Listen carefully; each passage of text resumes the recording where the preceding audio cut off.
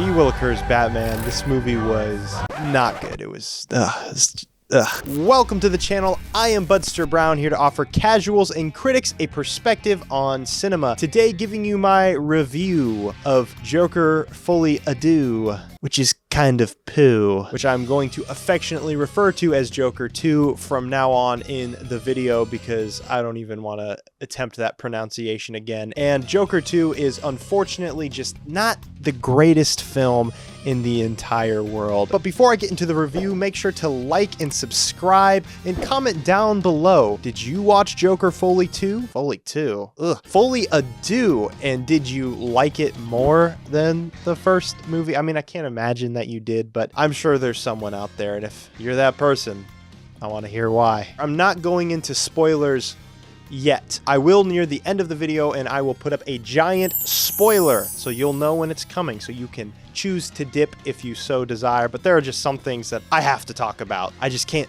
not talk about it. I think the real tragedy of this movie is that it has glimpses of brilliance, where you see that there was somewhat of a passionate vision where people were really caring about the story of this movie and the ideas that the movie puts forth. One of those people seems to be Joaquin Phoenix, who delivers such a great performance as Arthur Fleck. His pained facial expressions where he's hiding all of these repressed traumatic things behind every little glance, where you can see such a broken man. Joaquin Phoenix portrays that perfectly with Arthur Fleck. He is just as good as he was in Joker 1. I also keep hearing about Brendan Gleeson, who is in the hit comedy In Bruges. If you know, you know. He's this weird random security guard that's in the movie, and he adds a little bit of a layer of complexity between being a friend and being kind of a horrible person to Arthur, who's in Arkham Asylum. And Lady Gaga, well, not having too much to do in the latter half of this movie, is actually pretty good for the material she's given. I think it's a shame that she didn't have too much to work with, but for what she was given,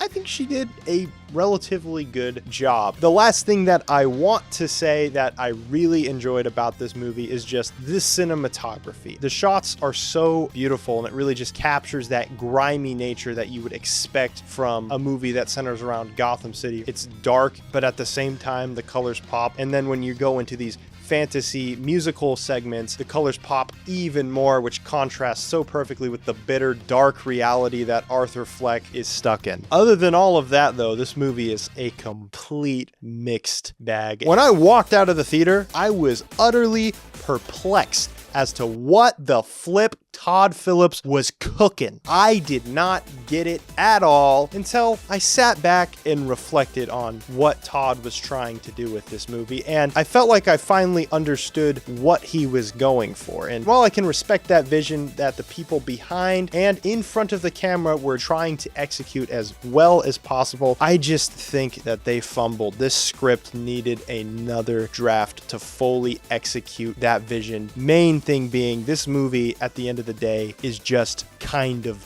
boring. It is paced pretty horribly, and unfortunately there's not a whole lot of noteworthy scenes that helps this movie break up the monotony of just Arthur being sad, Lady Gaga trying to hype him up, and then him just finally getting back to that place where he was at the first movie. And that's another little complaint that I have. It feels like an utter regression of the character, and he's been acting like sad, depressed Arthur Fleck throughout the majority of this movie, and I'm like, what happened to the confident, sure of himself guy at the end of Joker 1? Another thing adding to the boredom is, unfortunately, the musical sequences. The first one or two, I thought he spliced into the movie good enough where I'm like, okay, this is plot relevant. It's helping us get into the Joker's headspace. This is exactly what I wanted from this movie. But then it felt as if they didn't know how to weave in the musical sequences with the rest of the plot. And so it just felt more like you're putting this movie on hold, which already doesn't have very many interesting things going on, unfortunately, to put something that isn't even relevant to the story that's going on, and it just feels like it's extending a very simple idea that we had already gathered. It also doesn't help that the music in these musical sequences aren't super memorable, don't really stand out to me. At some point, they just start blending in.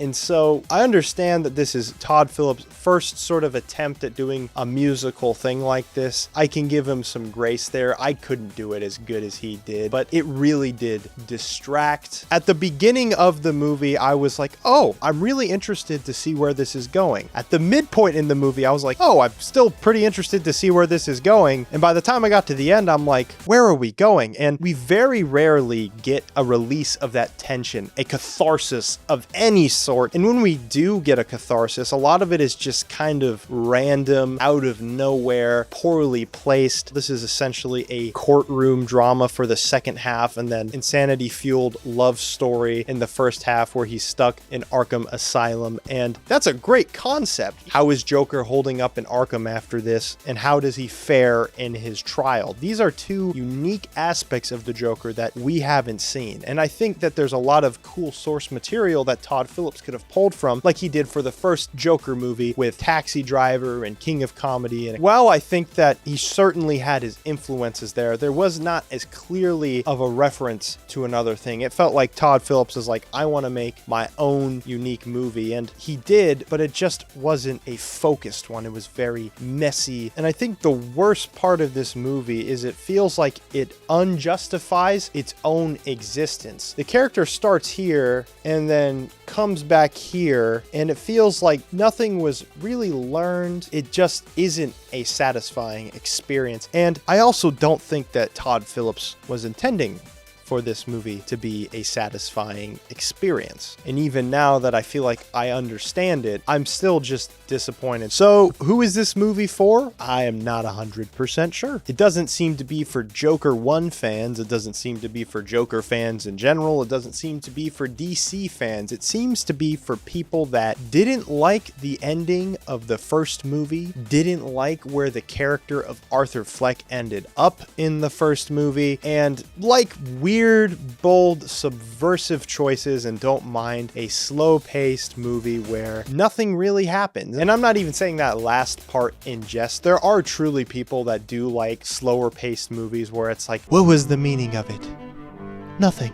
Seriously, if that's for you and you also just like random musical sequences, I think this movie's for you. And also, if you just want to be part of the conversation that takes place because of this movie, then yeah, I think it'd be good for you to watch it. If not, man, I think it's probably safe for you to skip this one. However, I want to go into spoilers real quick, not to give away the entire movie. It's not a play-by-play, but just to discuss some of the themes that the movie was going for in more detail. So here is your final spoiler warning in 3, 2, 1. Essentially, the character of Arthur, as I said, starts off kind of like how he starts off in the first movie, where he's sad, lonely, downtrodden, but yet the difference is people still think of him as this icon. And so Lady Gaga, or Lee, as she's called, ends up trying to hype him up throughout the movie because she wants him to be the Joker. Doesn't like Arthur Fleck, but she likes the Joker. So she finally gets him to shape up and start acting like the man she wants him to be for maybe 5 minutes in the courtroom before he ends up realizing that that's just not who he is. And that's illustrated actually pretty well through a scene where Gary takes the stand and clearly makes Joker feel bad about some of the people he's killed. He's not just this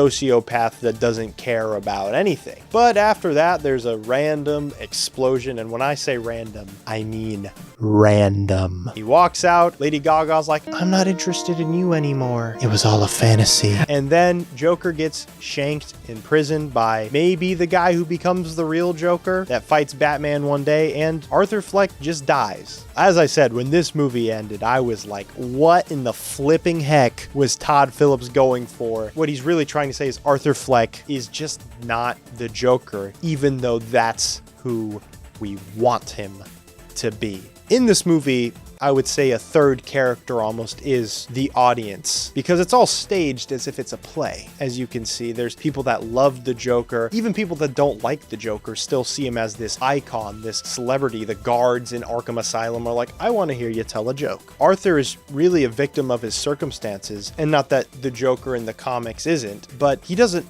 really want to be that guy, even though everyone else kind of does. Us moviegoers watching the film are wanting him to become the Joker, are wanting him to kill security guards, blow up the courtroom, laugh maniacally, dance with that crowd like we saw in the trailers that doesn't actually end up being shown in the movie. Let's give the people what they want.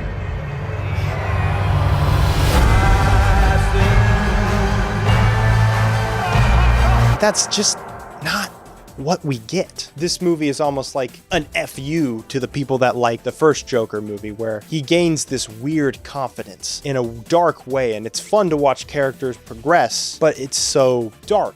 Having him show remorse and not give that to us, even though it's what we want, is almost like Todd Phillips saying that you shouldn't want this. And I'm not saying that that's actually what he's saying. It's just Arthur Fleck in this movie is Todd Phillips showing regret for some of the decisions he made in Joker, as if he was almost surprised that so many people liked his take on the Joker as a character and are quoting the Joker's lines in real life, like the characters in this movie quote the Joker's line. And as we're all waiting to see the Joker in this movie, he never really shows up. And when he does in spurts, we all get excited, like the people in the courtroom. But it's fleeting.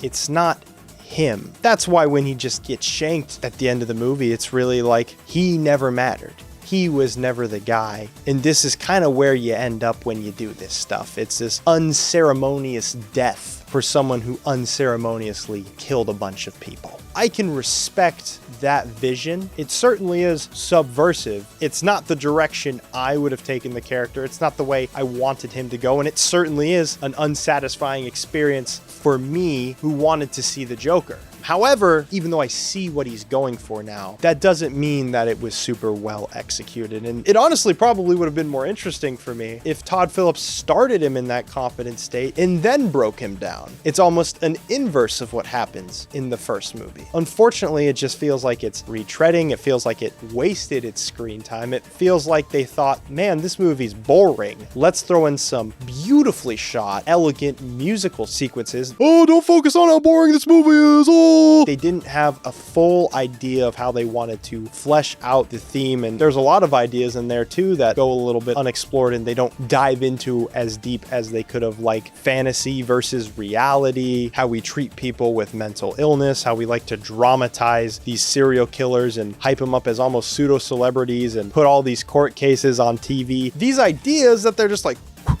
throwing in there, but rarely do they ever explore that. And to me, that's just a shame, because I do see some glimpses of the brilliance from that first movie, some glimpses of a follow-up that could have been just as great. Unfortunately, this movie just comes off as a sort of retcon of the first movie that is soulless.